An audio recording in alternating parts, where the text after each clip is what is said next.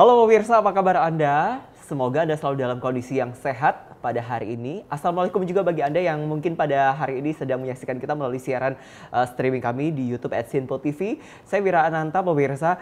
Ada sejumlah inovasi, ada sejumlah gebrakan yang dilakukan oleh Indonesia untuk bisa menjangkau terlebih di hari yang spesial Idul Adha 1445 Hijriah. Di mana seperti kita ketahui bahwa saat ini banyak saudara-saudara kita yang ada di wilayah Gaza, di wilayah tepi barat, di Palestina itu sedang membutuhkan banyak sekali makanan-makanan yang sehat yang bisa tahan lama. Dan di momen Idul Adha, di momen Hari Raya Kurban ini, kita kepengen dong kita mengajak mereka untuk bisa ikut merayakan Hari Raya Idul Adha ini.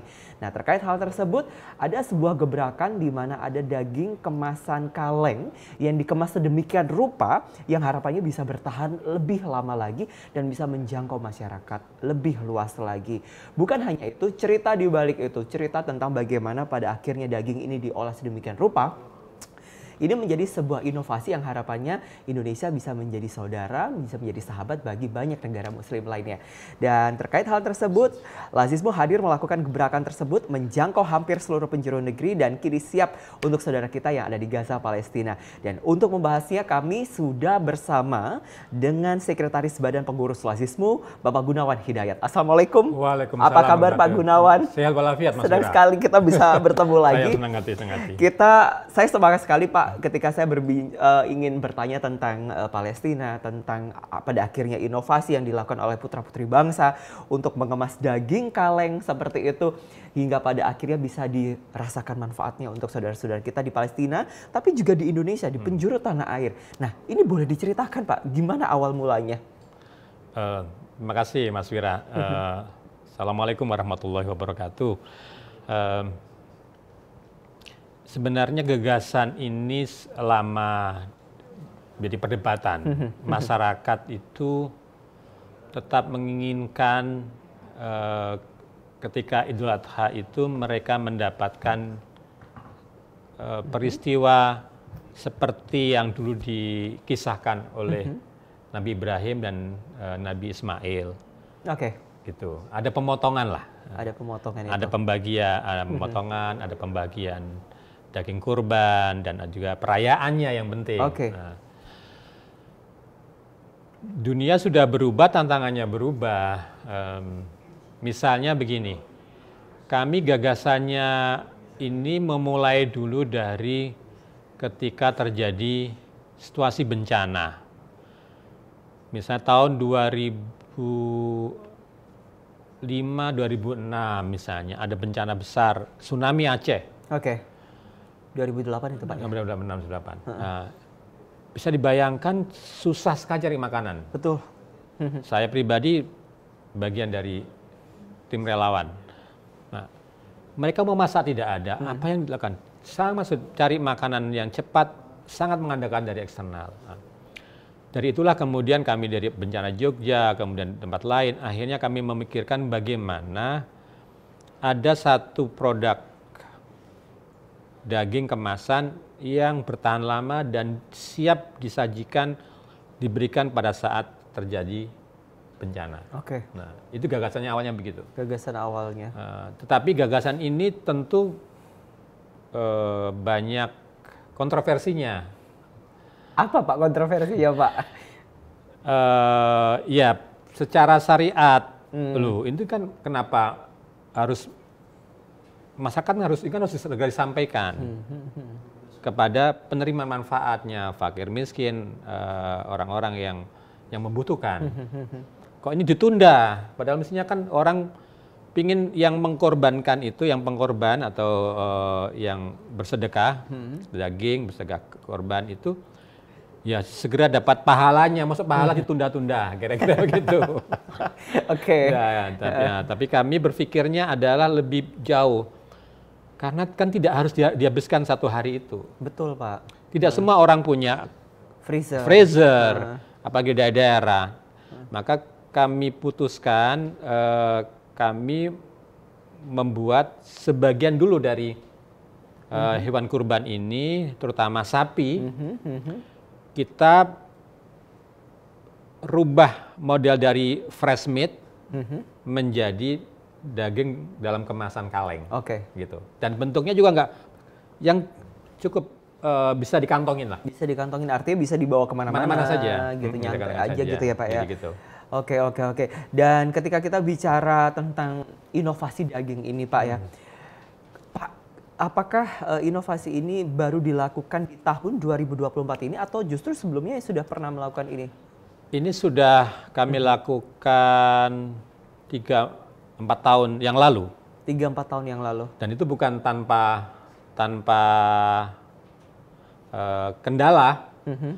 Pertama kendalanya itu adalah prosesnya. Prosesnya, dan kalau tidak betul-betul dipisahkan daging yang baik campur. Ada waktu itu campur di vendor kami itu campur sama dalaman-dalaman. Jeroan gitu Pak ya? Jeroan, nggak boleh. Kan teksturnya beda.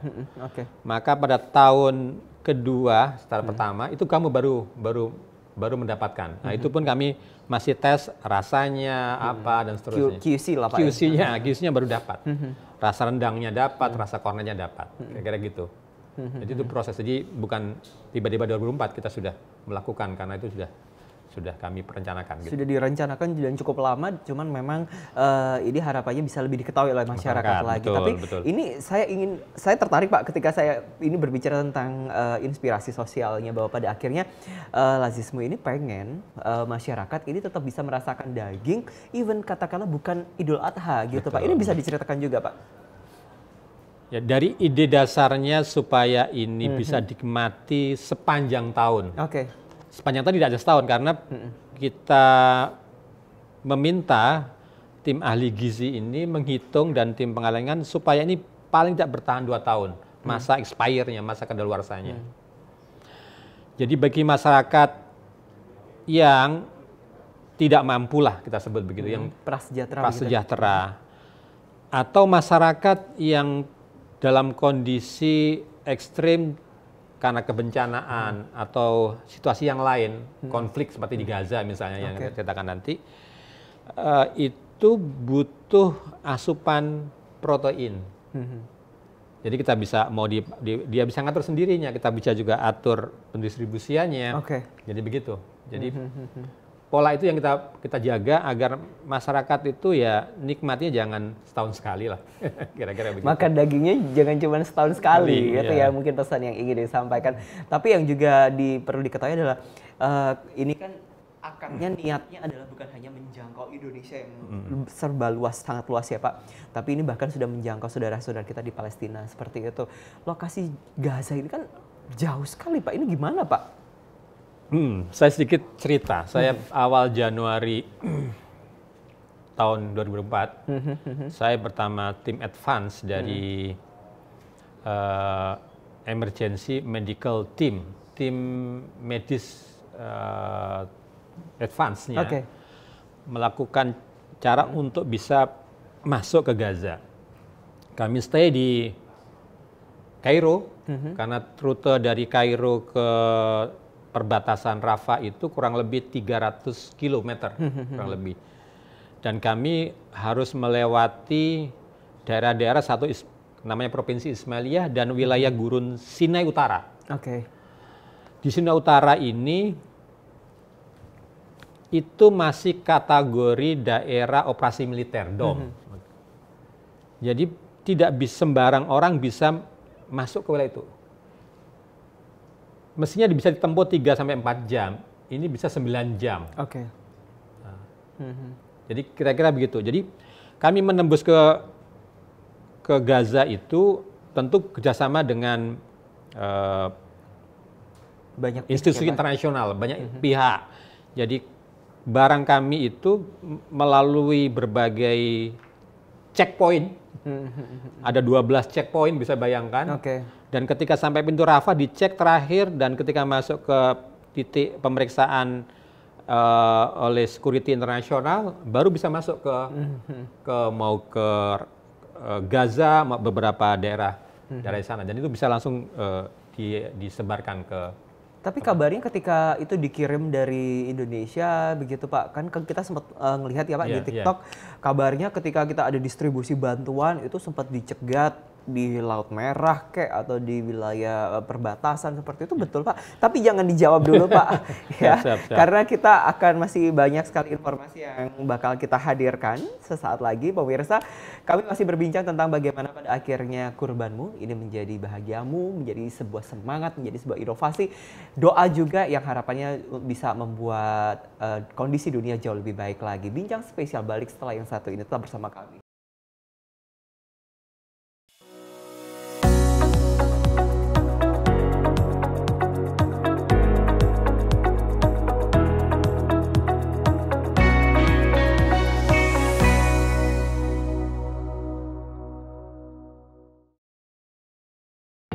Menyapa Anda sebelum memulai hari dengan penuh semangat pagi. Halo, selamat pagi. Pagi Sally, pagi pemirsa dimanapun semua. Beragam informasi dari seluruh penjuru negeri siap menemani Anda di pagi hari. Kami hadirkan beragam informasi terkini yang terjadi dari dalam dan luar negeri, tentunya dengan nuansa masa kini. Wow, Sally, bener kan? Aku bilang tadi bahwa kekalahan adalah kemenangan yang tertunda. Oke, tetap tebarkan semangat dan juga terbitkan keceriaan. Sebarkan cerita terbaik Anda untuk orang di samping Anda. Saya Wira Ananta. Dan saya Festi Rahmadi. Kami pamit undur diri. Selamat pagi. Dan sampai jumpa. Sampai jumpa. Pastikan Anda bersemangat di pagi hari bersama kami dalam program Menyapa Pagi. Senin hingga Jumat pukul 6 pagi hanya di Sinpo TV.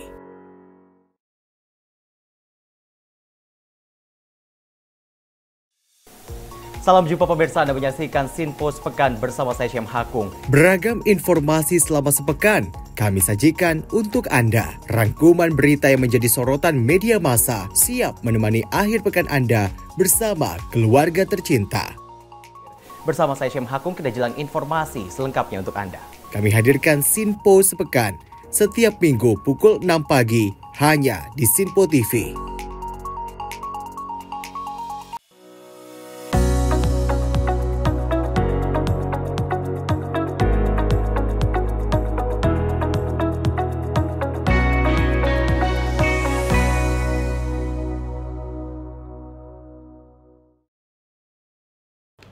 Kembali Anda menyaksikan Bincang Spesial, kurbanmu bahagiakan sesama. Nah, ini adalah topik yang kita angkat di mana pada akhirnya ada inovasi dari putra-putri bangsa yang ingin menjangkau Indonesia, ingin menjangkau dunia jauh lebih dekat lagi, begitu kan?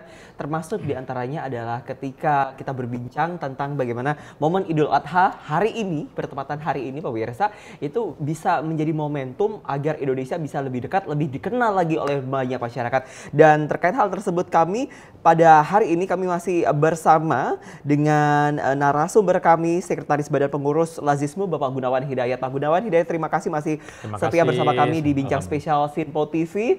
Pak, tadi sempat terputus tentang bagaimana pada akhirnya teknis dari bagaimana akhirnya daging kurban ini bisa dirasakan, dimanfaatkan dan tetap awet meskipun berada di lokasi yang jauh, dan sudah dijelaskan ini melalui QC yang cukup panjang. Nah, berbicara tentang pro kontranya sendiri, adakah hal lain yang memang ingin disampaikan Pak terkait inovasi ini? Baik, terima kasih. Kita mulai dulu dari bahan dasarnya dulu. Bahan dasarnya. Bahan dasarnya ini kan berarti dari daging sapi. Kan beras sapi punya kategori macam-macam kalau dari syukuran ya. Tapi yang penting ada kontroversinya. Misalnya begini, syariatnya misalnya sapinya harus laki-laki. Kan pasti juga mahal. Kalau misalnya orang punya kemampuan keuangan terbatas, maka yang bisa sapi yang sepertujuh, misalnya sapi Bali. Yang Bali itu misalnya, itu pas. Ternyata ketersediaan sapi yang laki-laki, jantan ya Pak ya? Jantan itu terbatas. Terbatas, oke. Maka pilihannya kan tinggal yang betina. Yang betina tidak boleh secara syariat yang produktif. Maka kita cari sapi-sapi yang tidak produktif. Artinya dengan dikorbankan jadi sapi kurban, berarti kan kita bisa menghilangkan ataupun memangkas sapi-sapi betina yang tidak produktif, jadi tinggal yang produktif. Oke. Gitu. Jadi kita jadi beban. Makanya dia bisa dimanfaatkan lebih utamanya jadi apa? Jadi berkualitas dan berdaya guna dari asal bahannya sapi ini. Kemudian kedua adalah prosesnya. Ya tentu prosesnya kan semua harus halal. Mulai dari proses kondisi sapinya harus sehat. Kondisi sapinya pada saat itu juga pada disembelih juga pada kondisi yang benar. Tentu jagalnya kata saya harus yang juleha punya sertifikat. Oke. Dan itu juga harus sehat. Jadi untuk menghilangkan tadi bahwa nanti sehingga jadi ini benar-benar daging yang halal, Yang fresh dan gitu fresh ya. dan sehat. Jadi itu yang kita harus lakukan sampai di situ. Oke. Dan kalau kita bisa lihat ini Pak, untuk apa ya, untuk daging sendiri itu yang seperti apa sih Pak, bisa dikatakan kriteria sehatnya itu Pak? Kalau dari sisi itu bisa kelihatan dari Kondisi fisik begitu? Fisiknya, sapi itu kan kelihatan ya. Kalau sapi pasti akan diperiksa dulu oleh dokter hewan. Sebelum dijual, kita harus pastikan ketika kita beli atau korban beli itu kan harus ini sehat. Dan harus ada sertifikatnya sapi itu dicek minimal dari dokter hewannya. Misalnya ada divaksin atau kan nggak boleh ada kena penyakit mulut dan kuku dan mulut kan yang sering kali terjadi di kita itu karena itu banyak faktor lingkungan waktu dipelihara. Nah, itu step pertama. Step kedua tadi bahwa sapi itu pada saat disembelih itu kan tidak boleh dalam kondisi dia misalnya lari-lari dia benar-benar siap disembelih. Prosesnya dia harus benar-benar jangan sampai dia itu kita kan tahu kadang-kadang sapi kalau disembelih itu bisa meneteskan air mata. Kadang-kadang gitu. Nah, kita harus lihat kondisi sapi itu siap disembelih dan itu biasanya juleha, kepala juru sembelih ini udah tahu.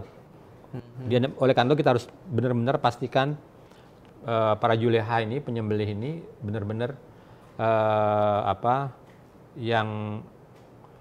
yang punya sertifikasi yang benar. Oke. Itu yang kita mau tekankan di sini sehingga semua hasil dari kambing karena kita nanti kambing atau sapi yang nanti akan dikemas itu benar-benar dagingnya itu kondisinya benar-benar kondisi fit sapinya. Tidak boleh kondisi sapi sakit.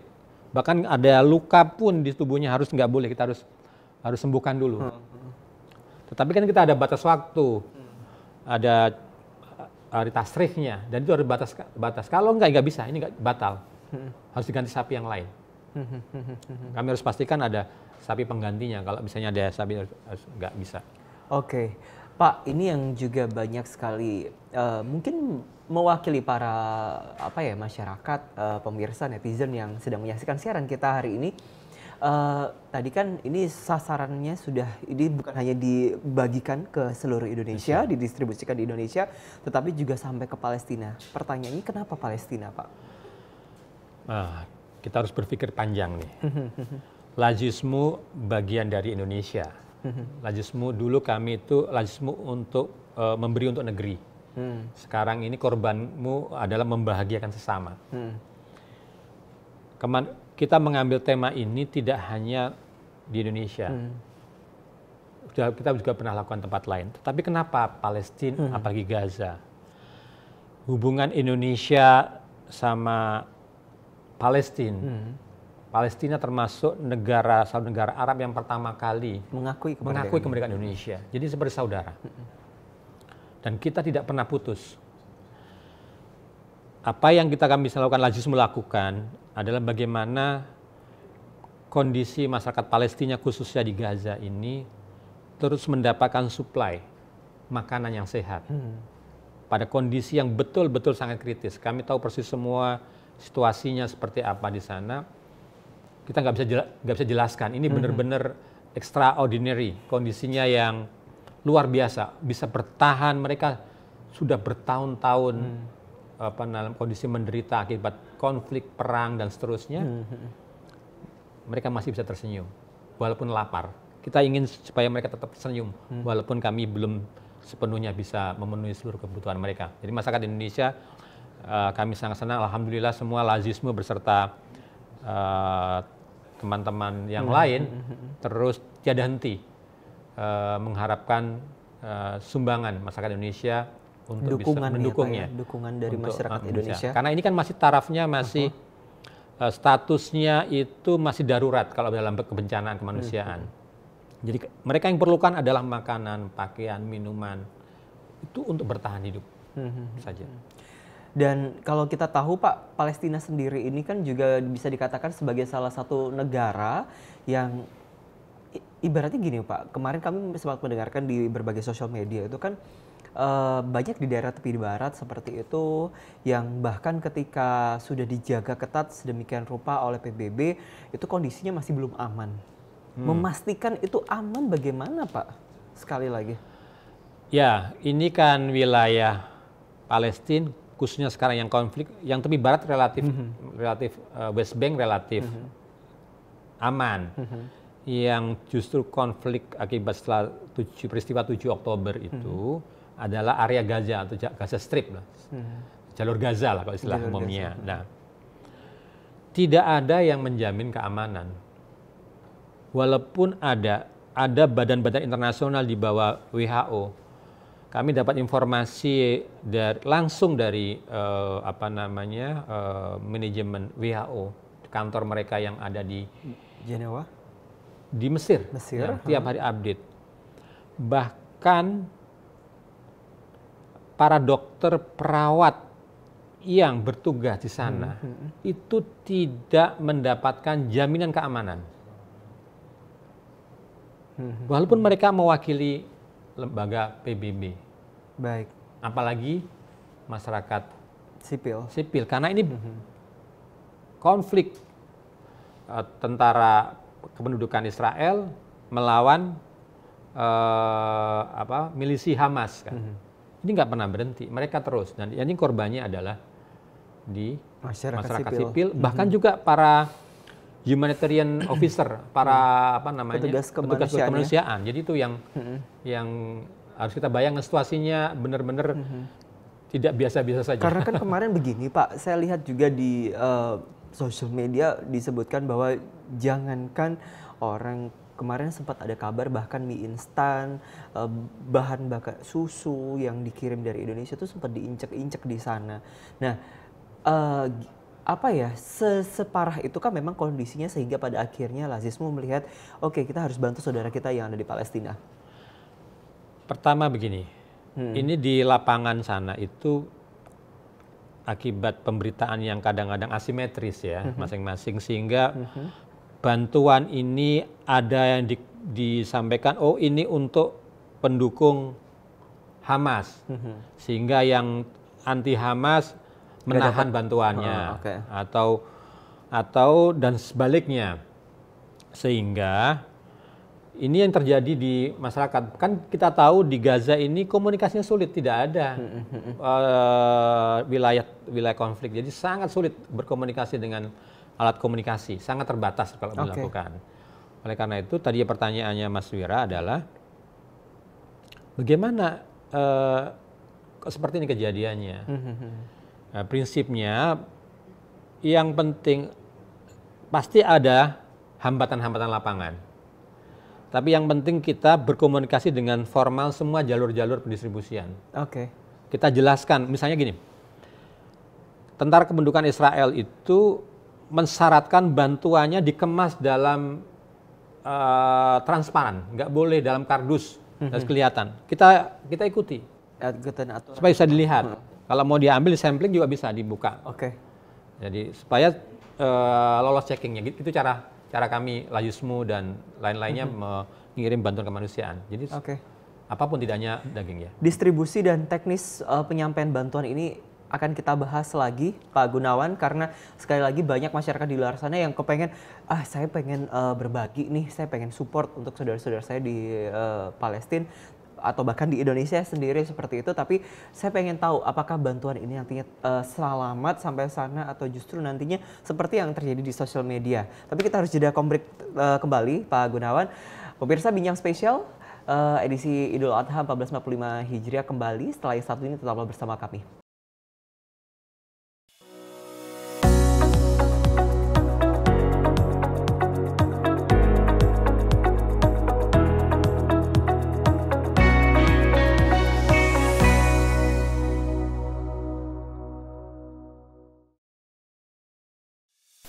Apa kabar pemirsa? Senang sekali saya Sally Siregar dapat menjumpai Anda dalam Simpo Dunia Sepekan. Kami temani akhir pekan Anda bersama sanak saudara dan keluarga tercinta.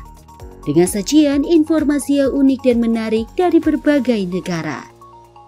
Pastinya kami akan memberikan berita yang unik dan menarik yang kami rangkum dalam Simpo Dunia Sepekan. Jangan lewatkan Simpo Dunia Sepekan setiap Sabtu dan Minggu hanya di Simpo TV.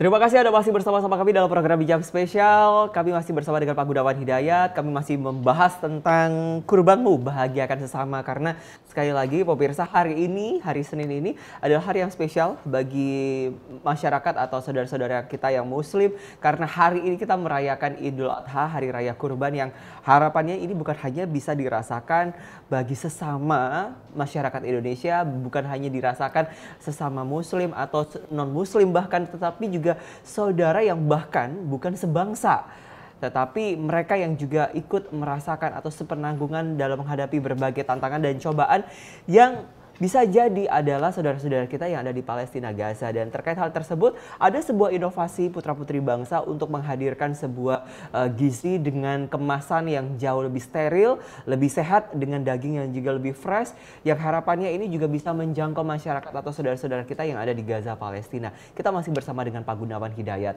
Oke, Pak Gunawan Hidayat, tadi kita sempat terputus Pak tentang bagaimana pada akhirnya kondisi pendistribusian di sana, lalu apakah syarat-syaratnya seperti itu. Kalau boleh disampaikan kembali kepada masyarakat begitu Pak. Masyarakat mungkin ingin tahu kira-kira dalil atau aturan agama atau syariat apa yang pada akhirnya digunakan untuk menjamin bahwa daging yang disampaikan, yang diberikan, yang didistribusikan ini adalah daging yang sehat, daging yang sesuai dengan ketentuan Islam. Nah, itu boleh disampaikan Pak kepada pemirsa. Silakan. Ya, terima kasih Mas Wira. Ini sebenarnya kembali kepada dasar kurban sendiri. Oke. Jadi kembali ke bahwa mulai dari tadi prosesnya, ketika itu ingin dibilang seluruh proses penyembelihan, itu harus memulai dulu dari asal didatangkannya sapi. Oke, Ya. baik.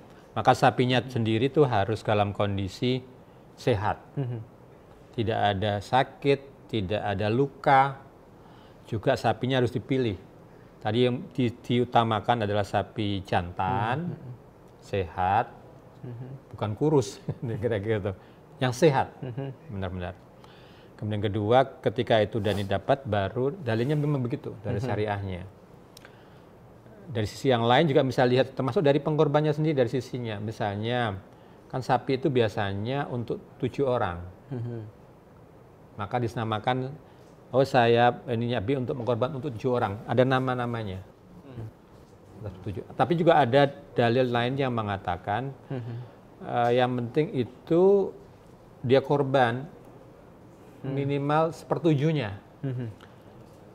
Kalau sapi yang untuk 7 itu kan ya kira-kira sapinya seperti sapi Bima atau sapi Bali lah. Kan. Nah sekarang ini sapi-sapi kan sudah kelas Brahma, Iya betul. limusin.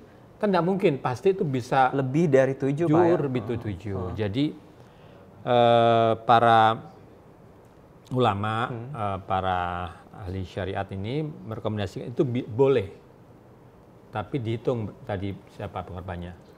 Jadi proses itu dulu yang harus kita yakini secara keagamaan.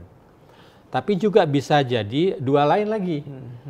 Kalau masyarakat itu tidak mampu berkorban sebagai pengorban tadi syariatnya, dia bisa infak. Oke. Namanya infak daging, bukan kurban. Infak dalam bentuk daging kan misalnya saya punya 50.000. Ya, nah dihitung-hitung jadi satu sapi ya, ini adalah kita kategorikan sedekah atau infak dalam bentuk daging.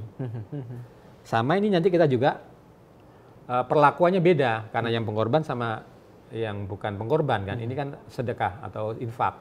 Tetap kita rupakan dalam bentuk kaleng juga.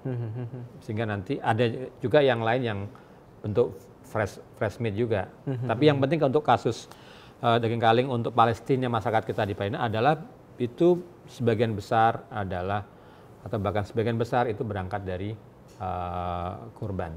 Oke. Gitu. Pak, kalau untuk daging sendiri, daging kaleng ini selama ini dikirim kemana saja Pak? Kalau untuk wilayah, tadi kan wilayah Gaza ya Pak. Kalau di Indonesia sendiri pendistribusiannya bagaimana? Kemarin saya sempat googling nih Pak, katanya Lazismu ini punya beberapa cabang ya Pak di Indonesia. Lazismu itu secara struktur kan begini, sebagai lembaga amil zakat non-profit lah ya Pak. Non-profit yang levelnya nasional. Kami itu oleh regulasi perundang-undangan boleh membuka perwakilan resminya sampai tingkat provinsi, namanya Lazismu wilayah kita sebutnya. Karena struktur Muhammadiyah itu sampai ke tingkat desa, maka kita layaninya adalah di tingkat kabupaten kita namakan Lazismu perwakilan wilayah pembantu. Kalau bank itu kan kantor cabang pembantu. Cabang, KCP Pak ya? KCP.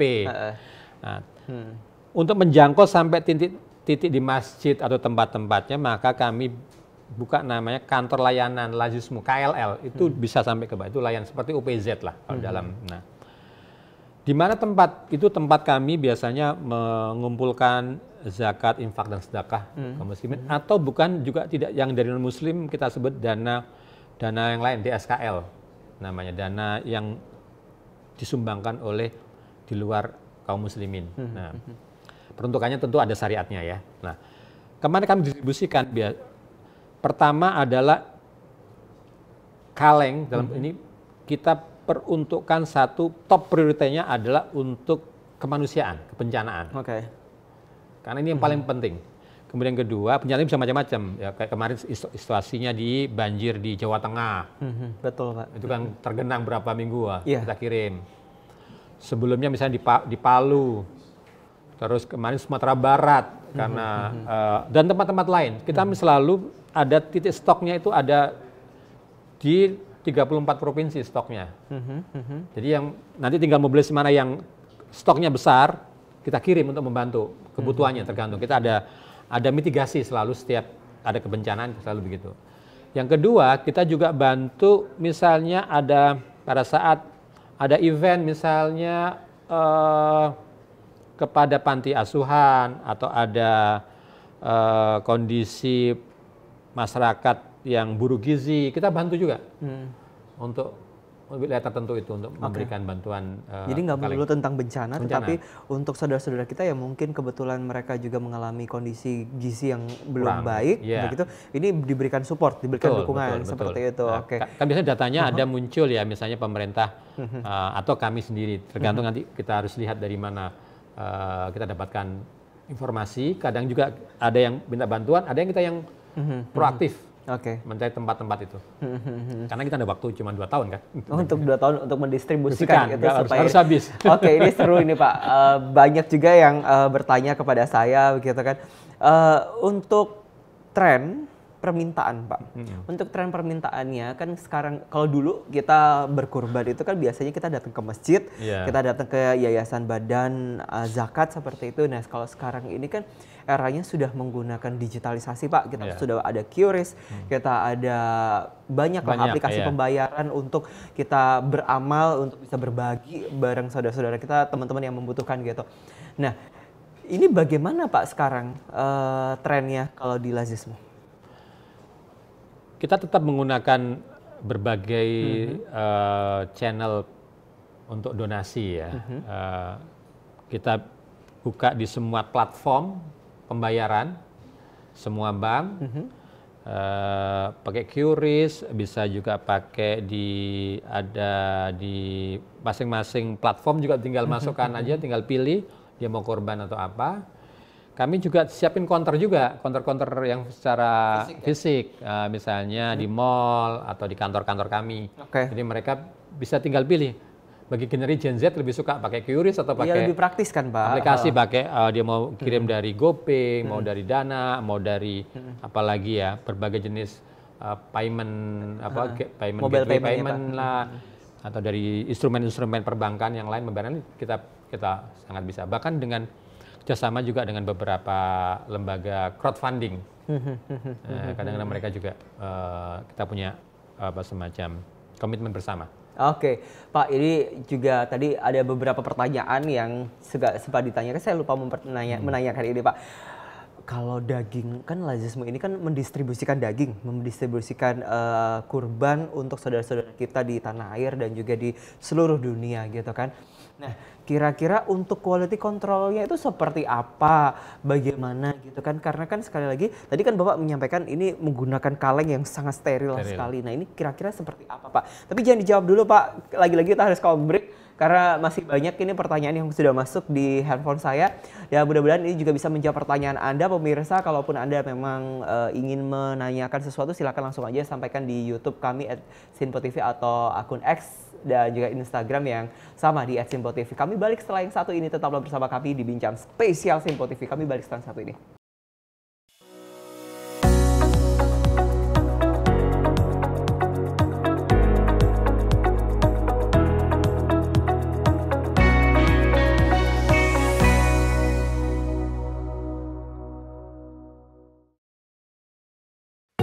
Halo, salam jumpa pemirsa.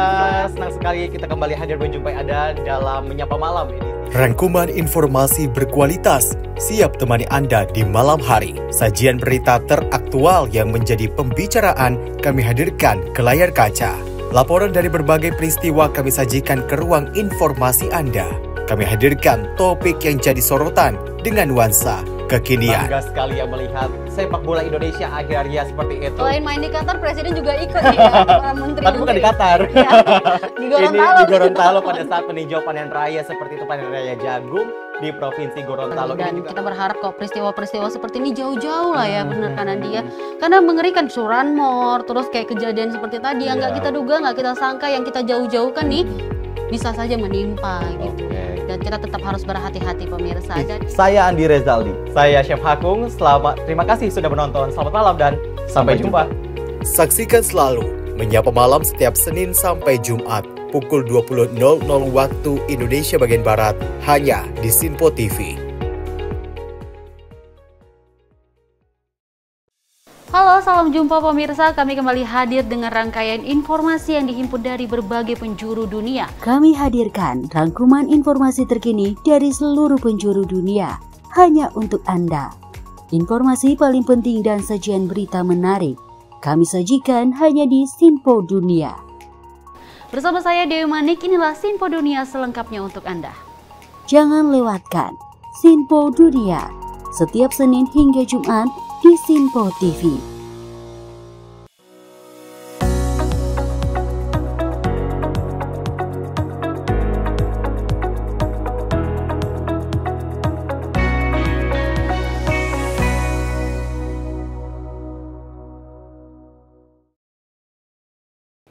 Terima kasih Anda masih bersama-sama kami dalam program Bincang Spesial, masih dalam tema yang sangat-sangat mudah-mudahan bisa menginspirasi Anda, bisa membuat Anda jauh lebih tergerak lagi dan bisa lebih dekat lagi dengan kami, karena tema kita hari ini adalah kurbanmu bahagiakan sesama, dan kami masih bersama dengan narasumber spesial kami yang memang harapannya dengan adanya narasumber ini bisa membuka semangat tersendiri untuk Anda. Kami masih bersama dengan Sekretaris Badan Pengurus Lazismu Bapak Gunawan Hidayat, ya. Kita masih berbincang tentang bagaimana inovasi putra-putri bangsa untuk menjangkau masyarakat dengan daging kurban kemasan. Nah, begitu.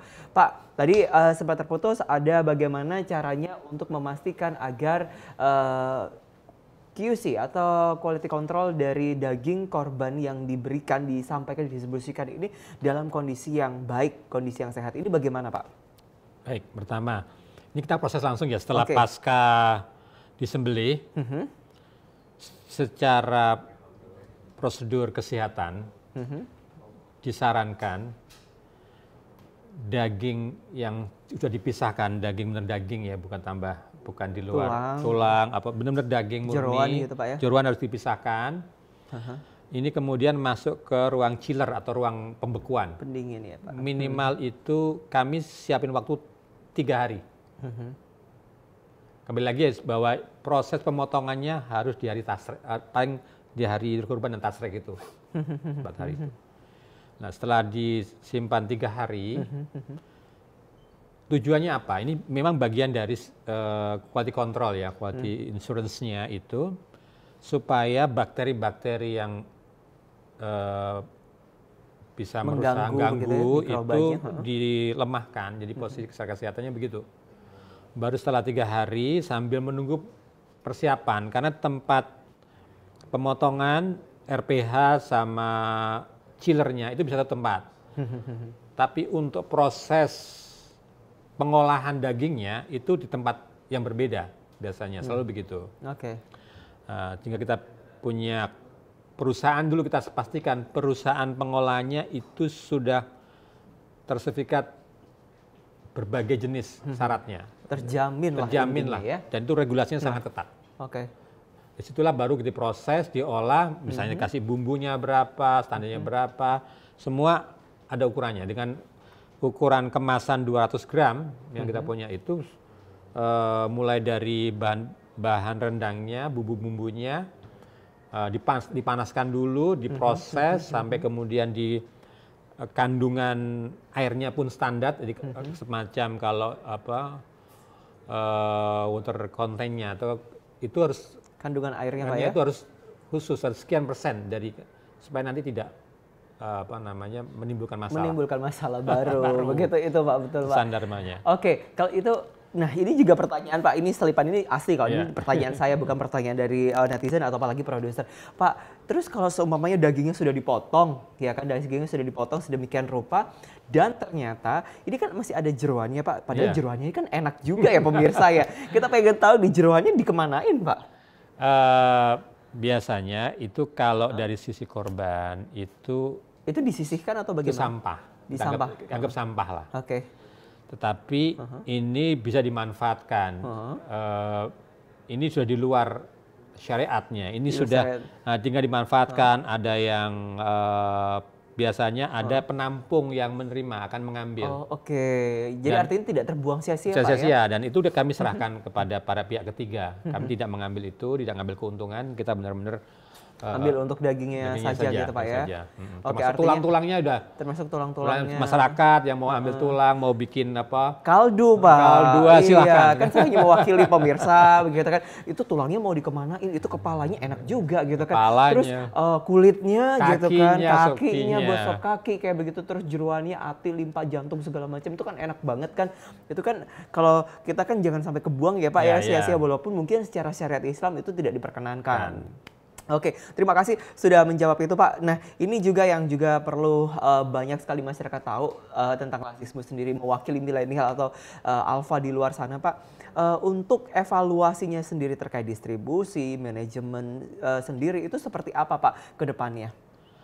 Pertama, kita sedang mengembangkan ekosistem peternakan sampai nanti di end usernya ini benar-benar tertata. Jadi kami melakukan juga pembinaan kepada para peternak supplier sapi maupun kambing ya, supaya dari awal kita udah tahu prosesnya sehat dan seterusnya. Kemudian kedua, kami juga mengedukasi tempat, biasanya kan sapi itu ada sekian hari yang di standby kan, dicek kondisinya dan seterusnya. Nah, kita juga harus karantina gitu ya, lah biasanya gitu, dicek ada dokter, ada hewannya, ada dari dinas ini, dinas kesehatan yang melakukannya, sampai kemudian kebutuhan vaksinnya dan seterusnya. Ketiga, kemudian kami juga punya kontrak jangka panjang dengan RPH. Kami harus pastikan kondisi tempat RPH-nya itu bersih, tidak kotor, tidak bercampur. Dagingnya benar-benar tidak ada terkontaminasi dengan apapun yang memang di luar itu. Harus benar-benar kita lakukan pengawasan. Pada saat penyembelihan kita full ada di situ. Kita ada pengawasnya di sana untuk lihat langsung. Sampai kemudian selesai RPH kita ada tempat penyimpanan juga sama. Kita lihat semua, tidak boleh ada hal-hal yang melanggar syariat di situ sampai kemudian proses. Jadi ini yang kita harus jaga secara berkelanjutan ke depannya. Jadi peternak, kemudian mitra kami dalam konteks RPH, perusahaan pengolahan daging, Ini sudah sesuai supplier bumbu-bumbu masaknya, gitu-gitu kan harus kualitas. Karena ini kan Iya, ini untuk dikorbankan, untuk didistribusikan dan diberikan kepada masyarakat yang berguna. Jangan sampai kita berikan yang terbaik. Sudah diberikan, ternyata ada kualitasnya yang bermasalah. Sehingga yang kita harapkan produk ini, produk kemasan daging kaleng ini betul-betul berkualitas. Dan kami pernah uji, kata banyak masyarakat, wah rasanya beda nih, gitu loh. Apa Pak bedanya Pak? Ya kita nggak tahu, tapi mereka ya kan, yang menilai mereka Pak ya. Tapi kan? apa sih Pak yang kalau kami lihatnya, karena kami jaga betul supply dagingnya, supply ternaknya, kemudian kita benar pisahkan benar daging, tidak bercampur dengan terlalu banyak misalnya apa ya lemak atau apa, sehingga benar-benar ini daging yang kalau orang bilang daging yang benar-benar daging premium lah. Walaupun mungkin ini adalah niatnya, akadnya adalah berkorban, kan, berbagi. Benar-benar kan. Jadi sesuatu kalau korban itu kan kita lihat bagaimana Nabi Ibrahim mengorbankan Nabi Ismail yang putra satu-satunya yang disayang. Berarti kan kita mengorbankan sesuatu dalam bentuk kita sayangi hewan yang sehat dan benar-benar kualitasnya baik. Jadi benar-benar keikhlasan kita itu, itulah keikhlasan kita membantu. Jadi kita mengikhlaskan memberikan yang terbaik, bukan yang kita berikan yang jelek-jelek kan. Jadi ya mudah-mudahan Allah SWT sumbangan dari masyarakat yang terbaik, insya Allah akan diberi pahala yang terbaik itu juga. Yang juga kita harapkan nantinya agar sumbangan ini, dukungan ini, support ini bisa diterima, dan yang memberikan ini, yang menyumbang ini juga bisa happy, lebih sehat lagi, lebih berkat lagi. Itu yang juga paling penting gitu kan. Nah Pak, kemarin sempat ini saya membuat, kalau mungkin saya mempertanyakan ini bukan target tapi ya Pak, mungkin harapan ke depan yang ingin disampaikan kepada masyarakat Indonesia ataupun masyarakat di luar sana yang sedang saat ini menyaksikan siaran kita, kira-kira apa Pak? Pertama tentu kepada masyarakat ini ketika kita menjalankan syariat terutama kurban, kita itu kan harus mempersiapkan diri, menyiapkan bahwa ada niat dulu. Saya mau berkorban tahun 2025 misalnya. Diniatin dulu, walaupun suatu saat pas tiba waktunya kok tidak ada, niatnya udah tercatat dulu. Dia bisa sisihkan uangnya untuk dikumpulkan. Oke, saya sekeluarga mau berkorban satu sapi. Jadi kalau sekarang misalnya kita tahu harga, kalau dari awal itu, kalau membayar lebih awal itu harganya bisa lebih ditekan double Pak ya. Kami bisa lazismu bisa bermitra dengan peternak. Bisa dibayangkan harga sapi yang utuh ya, yang sapi itu kurang lebih kan 21 juta. Standarnya segitu ya, 20-an. Tapi kalau jauh hari kita udah siapin dan masyarakat itu bisa berkorban lebih awal, tentu kita bisa harga lebih murah dan bisa dapatkan sapi lebih bagus. Tuh, pemirsa ya. Jadi apa ya? Kita dapatkan bobot lebih besar dari uang yang kita punya. Kita bisa berinfak, kita sodako, kita berbagi, tapi kita juga dapat keuntungan, dapat diskon nih karena jauh-jauh hari. Tidak harganya setinggi itu, jadi lebih turun. Misalnya kita bilang nanti kita harganya pasti lebih turun karena kita sudah bekerja sama dengan supplier peternak sehingga mereka sudah nyiapin kan, sudah plotting nih sama dengan sudah ada. Jadi itu jauh lebih murah ya. Betul. Dan itu juga kedua juga ada multiplier efeknya, menimbulkan kebahagiaan buat peternak yang kecil-kecil yang itu udah nyiapin dari awal. Bu, saya titip rawat, ini adalah ibadah dari pengkorban sapi satu, tolong dirawat sampai nanti sekian. Ya, sampai nanti dikorbankan ya Pak. Jadi kan juga membantu juga, Balang ini membantu peternak yang juga ekonomi mereka bisa dibayangkan itu punya. Ini multiple effect banget berarti Pak ya, multiple effect sekali yang harapannya bisa bukan hanya membuat yang mengorbankan berbahagia, tetapi juga yang menyediakan peternakannya ini, merawatnya ini juga happy gitu kan. Pak, ini tadi sudah dijelaskan kalau udah jauh-jauh hari ini bisa dapat harga yang lebih affordable, lebih sesuai, lebih cocok, lebih murah gitu. Nah, kalau ada masyarakat yang pengen lebih dekat sama Lazismu, ada akun sosial media nggak, ada YouTube nggak, atau apa yang bisa kita akses begitu? Ini semua kanal ada, tinggal para pemirsa TV Sinpo TV ini bisa. Kalau di gadget atau di HP tinggal ketik lazismu.org udah muncul. Langsung ketemu. Dimanapun akan muncul kantor perwakilan kami, misalnya tinggal .org, misalnya di Semarang atau bahkan di Sorong atau bahkan di misalnya di Aceh, di seluruh tempat di Indonesia. Nggak perlu khawatir lah, di mana ada titiknya. Jadi seluruh Indonesia. lebih mudah. Tinggal semua channel mau dilihat di IG juga ada. Kita sangat masuk, tinggal followers itu apa saja yang kami lakukan, kami beritakan apa yang kami lakukan. Kami pertanggungjawabkan. Perlu sampaikan bahwa kami pertanggungjawabkan tiap sen zakat, infak dan sedekah. Kami selalu diaudit transparan.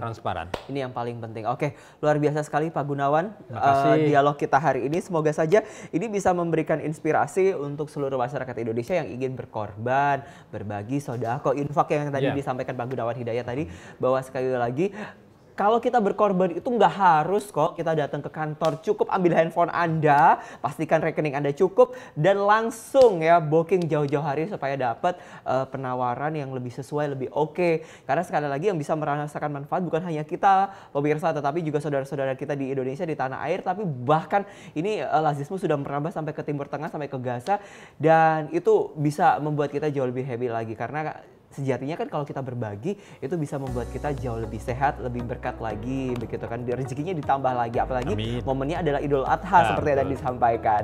Terima kasih sudah menonton bincang spesial edisi Idul Adha yang harapannya sekali lagi bisa membuat Anda lebih semangat. Tetap bersama kami di Sinpo TV. Kami pamit undur diri. Selamat pagi, sampai jumpa.